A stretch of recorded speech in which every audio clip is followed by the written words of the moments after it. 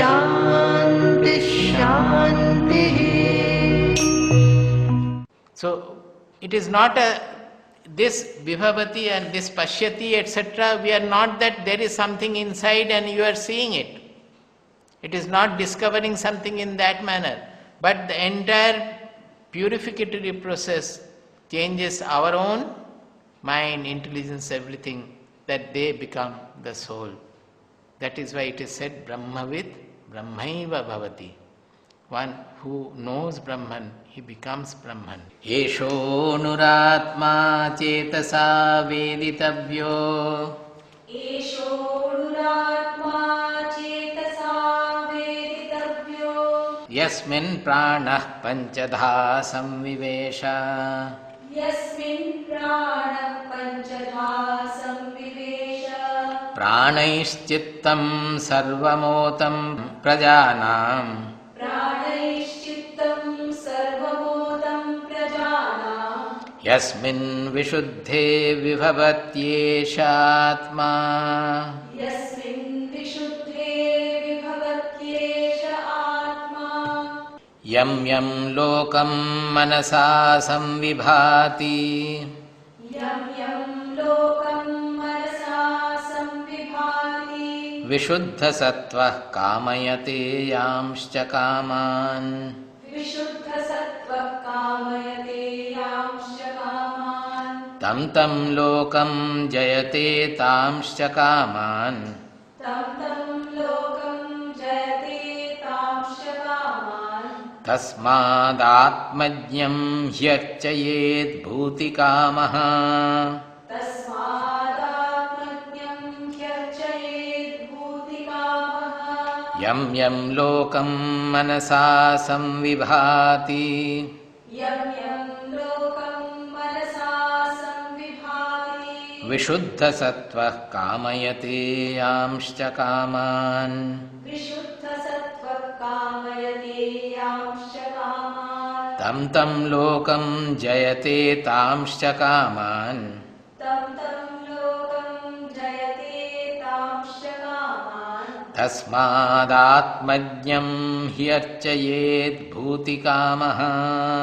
Tasmadatmajñam hyarchayet bhuti kamaha. This is a very special shloka of Mundakopanishad. There's great truth hidden inside, but on the face value it is quite contradictory and people may have a lot of doubts. The direct meaning, the plain meaning is Yam Yam Lokam Manasa Samvibhati.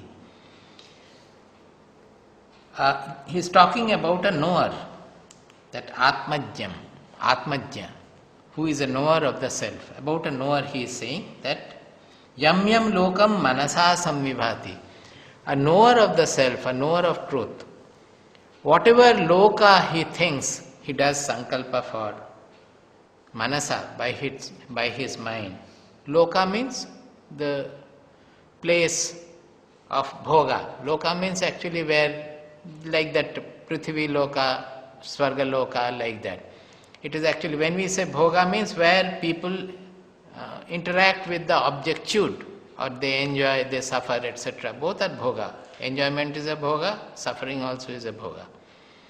So loka means a place of bhoga, that whatever they imagine in their mind, yam yam lokam manasa samvibhati, vishuddha sattvaha, a vishuddha sattvaha, yam yam lokam manasa samvibhati, yamscha kaman kamayate. Even whatever desires, if he desires anything, whatever desires come to his mind. For whose mind? Vishuddha sattva's mind. Tam tam lokam jayate tamscha kaman. Those lokas are all attained by him. By that desire, the moment he desires, that loka is attained by that desire.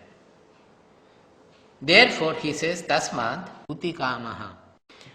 Those who desire even prosperity and well-being and all, they should worship the Atmajna knower. This is the direct meaning of it. After becoming desire-free only, we were calling him the Vishuddha Sattva.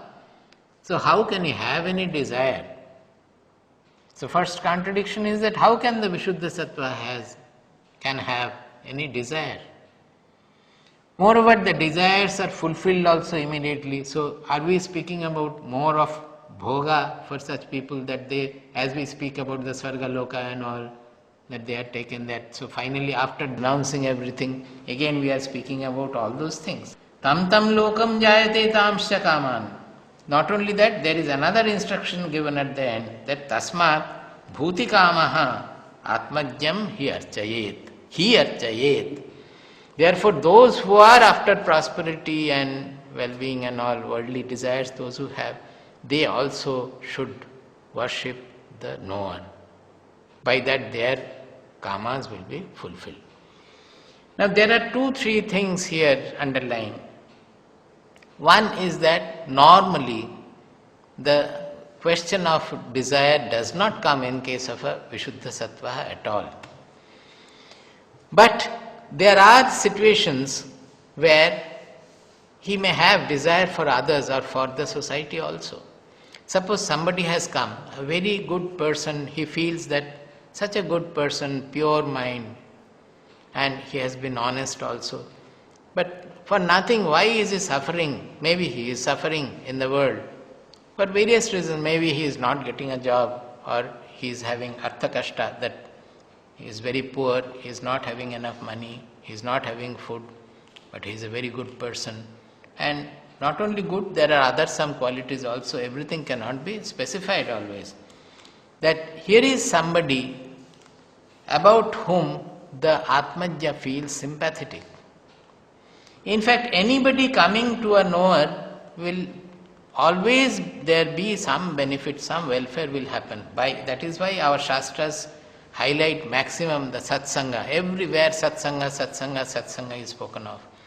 Because by coming to the presence of a Sat, definitely some good long-term welfare will happen to him. That happens automatically. That is not because of the desire of the knower or desire of the saint at all. But it may also happen that when the person has come with some trouble, something he is suffering from, and the knower feels that why is he suffering unnecessarily, he should get rid of this. He should be freed of all these things. Now in that case what will happen, that the person's desires will be fulfilled. That means he will be freed of the suffering and the adverse conditions he is going through. May not be immediately, but something will happen to save him from his calamities or the distress he is undergoing. Now how does it happen? Because normally as nature, we discussed earlier that everything is kriya here. There is no karma in nature because there is no desire. I recited the verse from Shvetashvatara.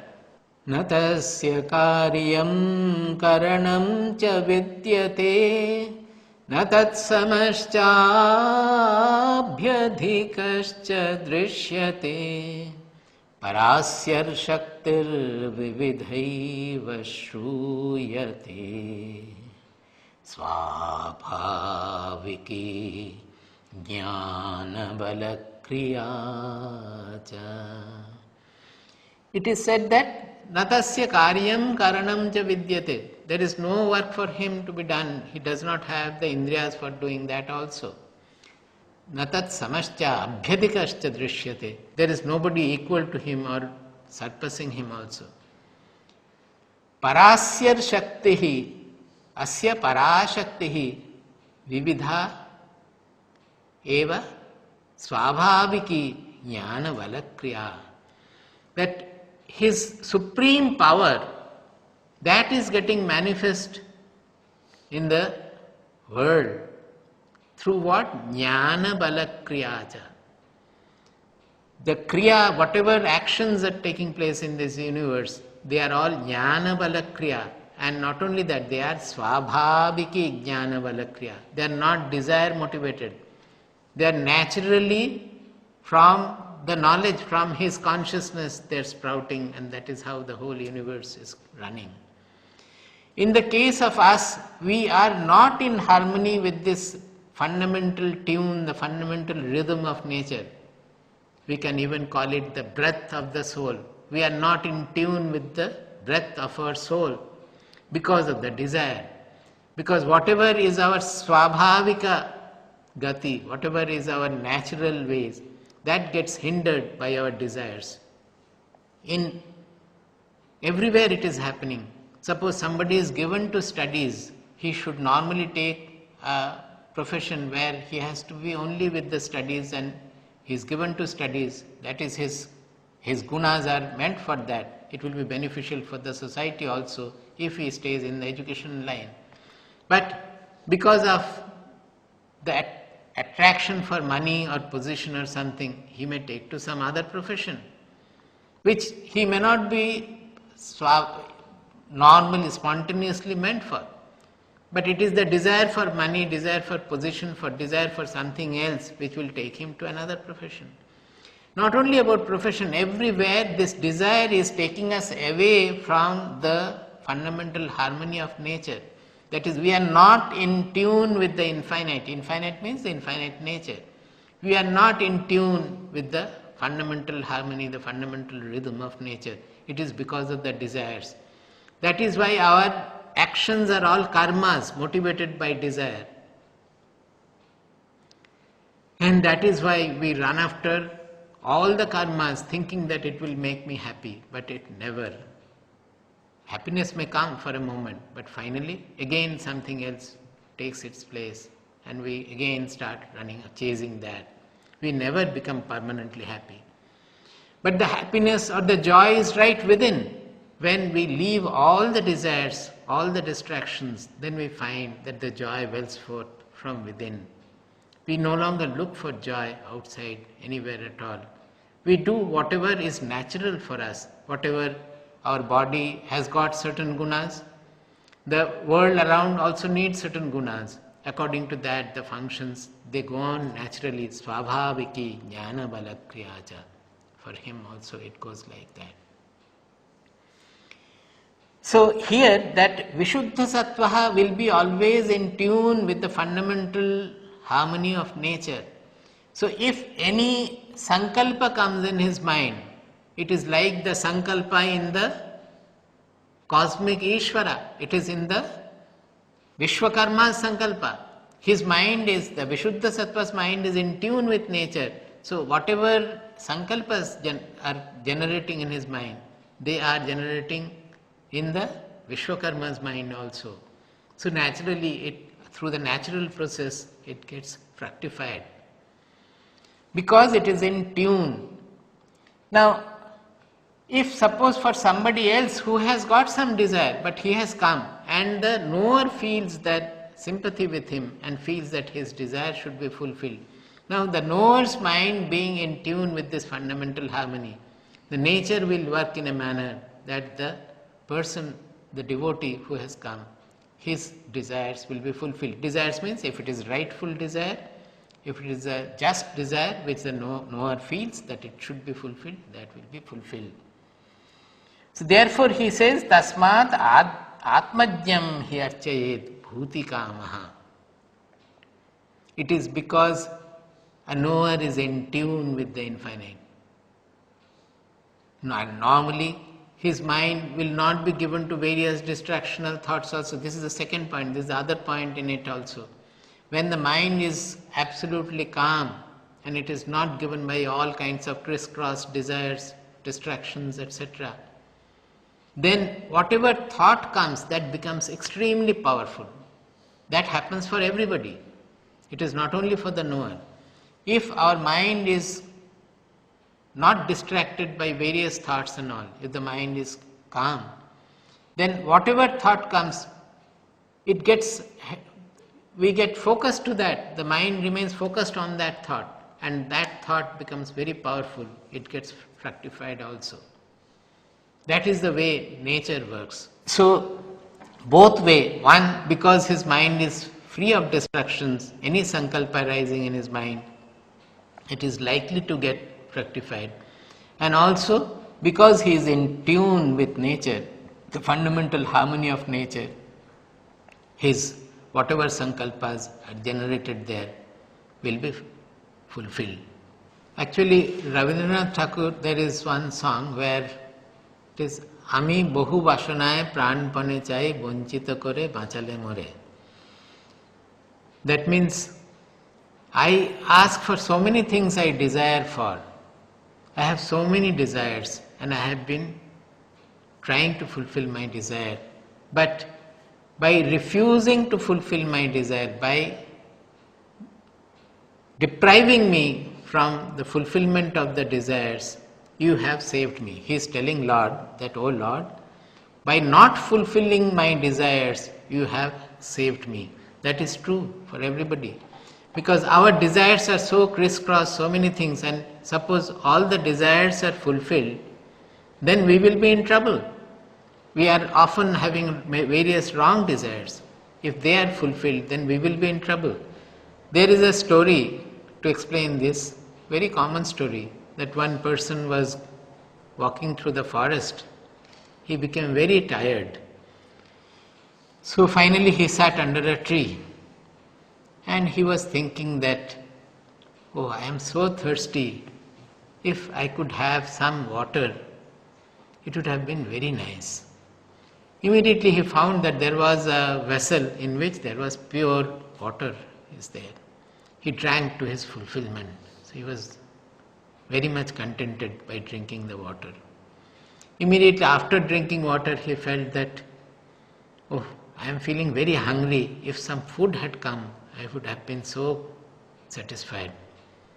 Immediately from somewhere some fruits fell, either maybe from the tree it fell or somewhere something happened. Okay. He took the fruit and became full. Then he felt sleepy. So he lay underneath the tree and was about to sleep. But at that time he said that, I am feeling very sleepy, but if some beautiful woman had come and pressed my feet, how beautiful it would, how satisfactory it would have been. In the deep forest from nowhere, a beautiful woman came and she started pressing his legs. So he was surprised. All these things, so far whatever happened, they were not so absurd because the water was lying there, he might not have seen. The fruit fell from the trees or so he ate. Nothing was so magical there. But wherefrom this lady has suddenly come, appeared and pressing my feet, he was quite surprised. And then he started thinking that, oh, is it that I am lying under a kalpavriksha? Kalpavriksha means wish-fulfilling tree. So he says that, is it that I am lying under a kalpavriksha, that whatever I am thinking, whatever sankalpas are coming to my mind, it is getting fulfilled? The moment that thought came, he said, he felt that, oh, I am going to sleep, but this is a deep forest. If a tiger comes and eat me, what will happen? Immediately the tiger came and ate him up. So our sankalpas are not to be fulfilled. We have so many cases, we have various kinds of, if you think back, you will find in anybody's life, there are so many desires. If they had been fulfilled, we would have been in trouble. And often the desires are cross desires. I can give another example from my life, that one day I was going to the university, getting into a bus. So that day, that it was a special bus with limited stop. It should not stop everywhere, and it was, the fare also was more. So as I was standing in the bus, I found that one person, it was not a bus stop proper. He was standing on the roadside and he showed his hand, and immediately the bus stopped there. The driver stopped the bus. So that man got into the bus, and while getting in, he thanked from the front door he was getting in, and he thanked the driver, did namaskara and thanked him because he had to reach the office, and the driver, normally they would not stop. That day he stopped, so he was thankful to him. Now the fact is that the driver is sympathetic to people. So he will not stop only for this person. He was not his friend. He stopped for some passers-by who showed his hand. The bus was stopping at a wrong place where it is not supposed to stop. Now this bus went on stopping. Wherever a person is showing hand, it is stopping. In Calcutta it used to happen those days. So 2-3 times on the way it stopped at the non-stop position. There was no stoppage there, it stopped at that point because somebody showed his hand.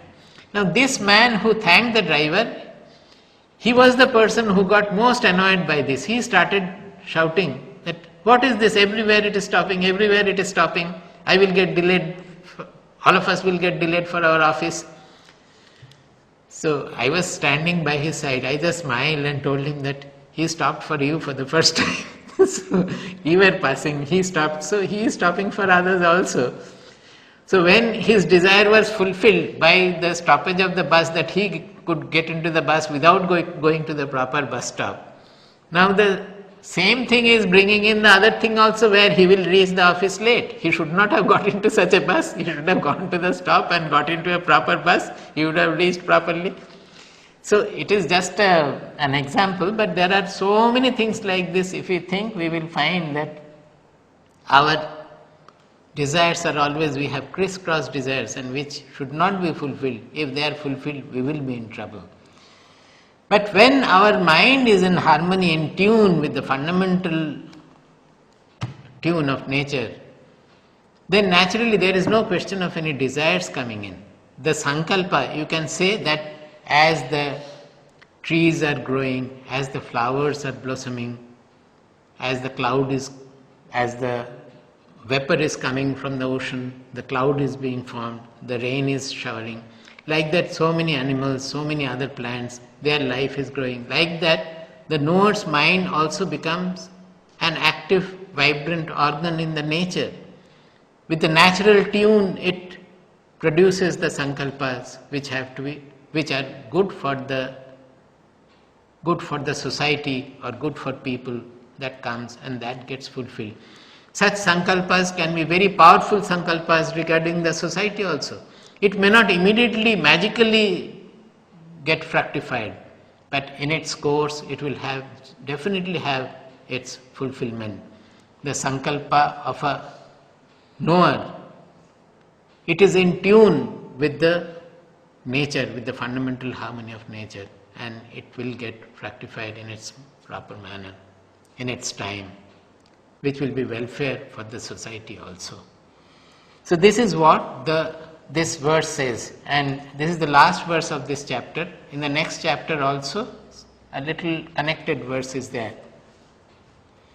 Yam yam lokam manasa samvibhati, yam yam lokam manasa samvibhati, vishuddha sattva kamayate yamscha kaman, vishuddha sattva kamayate yamscha kaman, tam tam lokam jayate tamscha kaman, tam tam lokam jayate tamscha kaman, tasmadatmajñam hi archayet bhuti kamaha. tasmadatmajñam hyarchayet bhuti kamaha. So this is the end of this chapter. Now before going to the next chapter, it is better that we recapitulate whatever we have learned so far, and the next chapter is the last chapter of Mundakopanishad. So it is better that we recapitulate what we are going to do. As I said, the most important part is what is the sadhana of realizing or actualizing this reality, our real identity. There, the whole Jnana sadhana is to process our body, mind, personality through a treatment. What kind of treatment? All our worldly interactions always creating more of raga dvesha, more of fragmentation, more of constrictions. Whereas these interactions we have to give through the Shastras, by contemplation on the truth, by thinking of the Atma always. We have to give interactions which will make the mind uniform, make the mind freed of all its constrictions, limitations, knots and whatnot. And in that also there is a sequence. First of all, we have to remove the smallness of the mind by introducing something vast, infinitude, etc. And when that is done, we have to go beyond that also, because the ultimate truth hosts everything. It hosts good and evil. But if we say that remaining evil, we will go to that transcendental level, it is not possible. Because you cannot, remaining evil, you cannot host the good. When you have already, you are able to host the good, then you can transcend, go to the transcendental level, where from good and evil both have come. This is the fundamental process of sadhana.